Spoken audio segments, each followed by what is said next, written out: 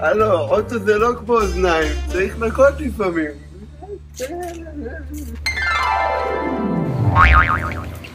גרתי פה פעם. יואו, פה גדלתי, פה חונכתי. פה הבנתי מול מי אני עומד. פה הבנתי כד מהו. פה. פה. פה. פה. שם. פה.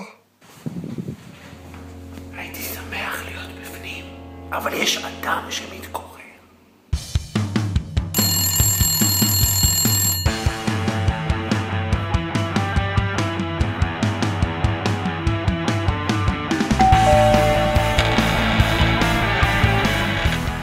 אני שגר פגר.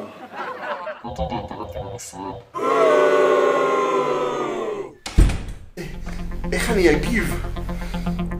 אני יודע. אני שגר.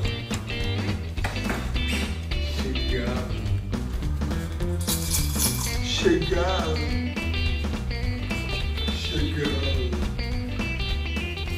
הוא רוצה להיכנס. מה למדנו פה בעצם? הכי חשוב זה להיות עצמך. הוא רוצה להתחכם. וואי, הבנתי עכשיו.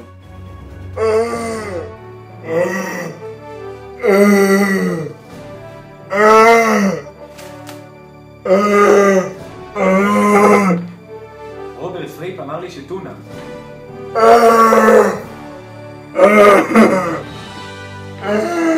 אין מפריעים בשעת הסעודה, אין מניחים בשעת המנוחה.